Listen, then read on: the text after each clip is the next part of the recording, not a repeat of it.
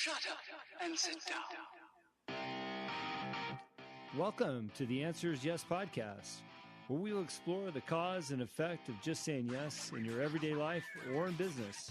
I will dig into topics that are not just stimulating, but will challenge you to be better in everything you do. The podcast is based on the simplicity of saying yes to opportunities you might encounter every single day. I'm your host, Jim Riley. Join me in my first series titled Blue Collar Redefined. Hello and welcome to this week's podcast. Thank you for tuning in. I really appreciate it. I'm on a little bit of a Mother's Day weekend hangover here. Had a great time with the family. And actually, I've heard a lot of discussion in the last week about moms not wanting to do anything on Mother's Day. Like literally, leave me alone, take the kids. I want some peace and quiet. So we actually spent the morning, myself and the girls, we left the house and let mom get a good night's rest, sleep in, and enjoy her coffee and get the nails done and all that good stuff. So hopefully everybody out there had a wonderful Mother's Day. And speaking of Mother's Day, last week we had Bricia Lopez on the show. As you might remember, the show did really well, by the way, lots of downloads, so thank you for that support. When that show launched, she had her own event, her site @_supermamas, and her event sold out. So she was really having a great week. Of course, she did the James Beard Award presentation. Being a recipient herself, she was invited back to give out that award. So congrats to Bricia Lopez. It was a pleasure to have her on our show, and we just loved interviewing her. So besides Mother's Day, this week's been a whirlwind. It's amazing how fast time goes by, especially when you're trying to record a podcast and line up guests and have a day job and be a dad. So here we are again recapping our week, and what a great week it's been.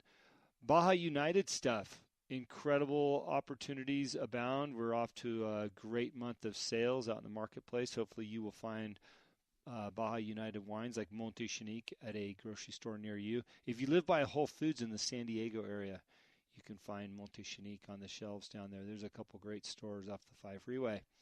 And as I mentioned in the last show, we had figured out the formula on how to ship bottles for free if you order 2 or more. So order 2 or more bottles and get free shipping at BajaUnitedWines.com. So we really would appreciate your support. And don't forget, when you buy wine, we make a donation to the orphanages down in Mexico. And it's one of the things I wanted to talk about today is just goodwill and doing good things, good deeds in your life. And we just came off of Mother's Day, and we've got Father's Day as the next holiday around the corner. And I just feel like we can't do enough to help others and lead by example, especially as parents. In my case, we like to do things to set that example for our kids, maybe help a neighbor pick up some groceries or whatever, just being and lending a hand to other people. And I think the world could use a lot more of that. So I would say my special topic of the week, something to focus on for myself, is just to be creating more goodwill, saying yes to helping others, finding that opportunity to help others. It's just a random act of kindness, but when I bring my trash cans up from the curb, I grab the cans next door and take them up to their house, and I know it makes me feel good, and man, I can't believe how much they appreciate that. So anyways, see what you can do to focus on some goodwill for the next 7 days until next week's podcast. Outside of that, I am training for this weekend's Spartan race in Big Bear. I had a great weekend 2 weeks ago in Montana. And I hope to back that up with another podium finish here. It's another Spartan Beast, 13.5 miles with 30-plus obstacles. I noticed there's some snow still on the mountain up there, so it'll be interesting to see what happens. Looking forward to it. This week's guest, Andy Hill. Man, what an incredible man that's had a journey and beyond. And for those of you listening that are in the television business and or book writing business, this guy has done both and done it all at the top level. President of CBS, and has co-written a book with John Wooden. You may know him from his coaching days at UCLA. So I am pleased and proud to present this show and this interview with Andy Hill and allow you to hear some of his story, because it's just been amazing. The things that he's said yes to over the years, certainly we can learn from.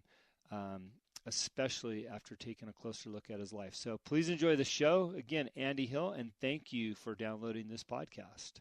All right, well, here we are. And what city are we in? Well, L.A.? Theoretically, we're in L.A., yes. Yeah, what do you guys call it up here? Bel Air. Bel Air. Beautiful Bel Air. Okay, so I had a couple observations on my way here today. I use Waze, which I think everybody does now when they're going somewhere they're not familiar with. But when you watch on the news, you see Waze taking you on these streets that is creating these major traffic problems.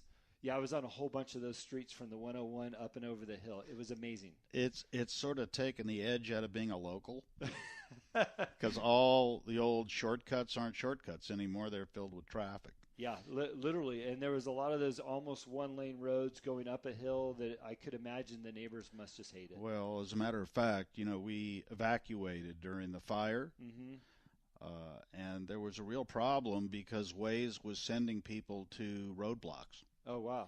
Yeah, that had to be So hopefully they'll figure that out before the next fire. Well, it was interesting to see that play out this morning for me because I haven't been to Bel Air, since the last time I was here. But the other thing that I was really encouraged by is that it seemed to be a lot of construction work and a lot of labor out there just doing their thing. I mean, it certainly shows the economy's doing well around here. We don't need to worry about the economy in Bel Air. Yeah, everybody's got a new patio going up or some paint or something. So I really appreciate, the people out there in the labor force, doing those things for us. And it was neat to see early morning driving through the streets, what was happening with people. So, Andy, I got to say I'm excited to have you on the show. We met a couple years ago, and that was through Bill Walton. And, we got to know each other just kind of bouncing through life. And I really appreciate you saying yes today. And I think what's important for people to hear from you is maybe a little bit of your background. And Sure. I know that you've been a public speaker, and you could probably take over the show, and we should probably be paying you for this. But you said you're retired, so we'll take that for face value. But if you would, can you tell us a little bit about your early life and kind of where you got your start? Sure. I'm a local boy. Grew up around here. Went to University High School, went to UCLA during the great John Wooden years. Met our mutual friend Bill Walton when Bill was 17 years old and I was the ripe old age of 20. Yeah. And didn't really enjoy that. Coach Wooden and I didn't get along very well, so I parted ways. Eventually ended up in the entertainment business, had a long and successful career in that business. Did a lot of shows that I was very proud of. Got to what was sort of an early end of the career, running into a formidable force in the broadcast business, Leslie Moonves, who said I'd never work in Hollywood again, and he was right. I didn't. It was one of the great blessings of my life. I went and reconnected with Coach Wooden and wrote a book with him about leadership. And ended up spending the last 16, 17 years of my career as a motivational speaker, traveling all around the country. And I finally decided I'd seen enough airports and Marriotts, and it was time to come back home and relax. But yeah. It's been a great ride. I've had a lot of fun. I'm the luckiest guy in the world. Well, you've certainly picked the right place to relax because I'm completely relaxed at your house here. So thanks for having me in your humble abode. There's so many topics that we could talk about and probably spend a whole day on each one. So we'll be a little bit diligent to go through them. But, I think back when you said, you had to make that decision to go to college, right? And UCLA's here. What was that like? Because I'm sure there was a lot of choices. And what made you decide to go to UCLA?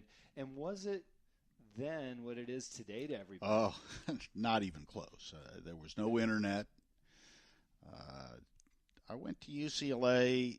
I grew up a mile and a half from campus, so I was sort of a Bruin from birth. I went to homecoming when the Bruin Theater was the biggest building in the village.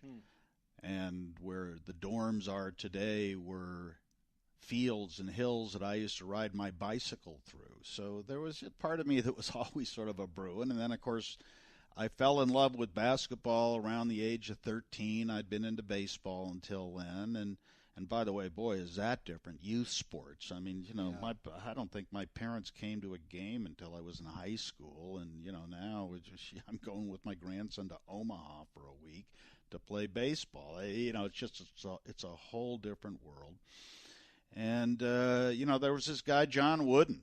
And they played fast and they played smart. And, of course, when I was 13, they went on this run of championships that sort of coincided with my falling in love with basketball. And you could go to these games, Jim. I'm telling you, I went at Santa Monica College, Venice High School. It was like 50 cents to get in if you showed up at the door. And you could just show up. Yeah. And so, I fell in love with being a Bruin long before I ever thought, God, I could go there and play. That was really not part of my dream sequence. Yeah. So by the time I got to high school and by the time I was a senior and they were coming to all of my games and thinking, boy, they really wanted me to come to UCLA, it was not hard to recruit me. I probably should have tried to hold out and say, gee, really, do you really want? But I just wanted to come to UCLA from the earliest time I was a kid. Yeah, so a huge loyal following of the school. So how good do you have to be at basketball for a coach like Wooden and a school like UCLA to want to recruit you? I've always been curious. You see these guys show up on these teams. How good did you have to be? Well, that's a very strange thing. I'm 67 now. I can't even dream playing basketball anymore, which is too bad. But it was, all you thought about, all you wanted to do. You get to 150 feet from the gym and your heart starts beating a little bit faster and you can't wait to get in there because, ball was going in. Yeah. Give it to me, coach. Let me shoot. Well, you quoted your age, but I pulled up to your house today. You've got a basketball. I have a grandson, Jim. Okay. So when you said yes to UCLA and you're going to play basketball over there, did you have visions of going on to the pros, or is it something you wanted to do while you went to college? That wasn't an option then. You went to college for 4 years. Keep in mind, pro basketball in those days was not, if you played on a professional team, the likelihood is you had to take a summer job. Yeah. These were not big income jobs. Kids grow up today and they see these guys and they've just signed a contract for $180 million and they've got representatives. And it was so different then. The NBA was struggling. And no, I never really thought about it. I thought about playing at UCLA. And if, somehow I got unbelievably lucky and ended up hooking on at the end of the bench of but did I ever see myself being a big pro star like, Crazy Bill says he thought he was the next Gail Goodrich? Actually, I never did. That's not true. Maybe it would have been better if I had that much confidence that I could be that great. But the truth of it is the opportunity to play with guys like Bill and Jamal Wilkes, people who are in the Hall of Fame, the greatest ever, was such a fantastic experience, though very frustrating at the time. And, of course, as you've gotten to know people like this, they were also the greatest people in the world. So it was a really great combination of getting to go through a very unique experience, winning at a level that no one ever has and ever will again. So you get to see that in its purest form and understand that it's not what everyone thinks it is, the thing they want more than anything in the world. Yeah. Because once you start winning like that, the truth of it is that the pressure is to not lose. And it takes some of the joy away from it. Yeah. Describe that pressure to me, because I understand what you're saying about, you guys were on a hot streak. The last thing ever you wanted to do was lose. What kind of pressure was that at that age too? Well, keep in mind, I was on the bench, so I wasn't feeling a lot of heat, but we were 87-3 in the 3 years that I was there. I played behind a guy named Henry Bibby, played in the pros for years. And, it wasn't like I could go to the coach and say, hey, come on, coach, put me in. We're getting killed here.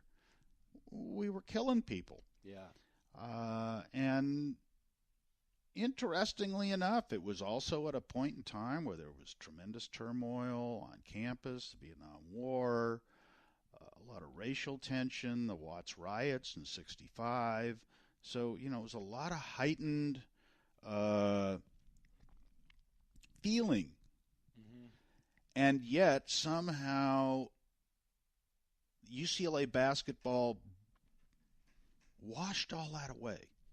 And it was just sort of this pure, joyous experience of team.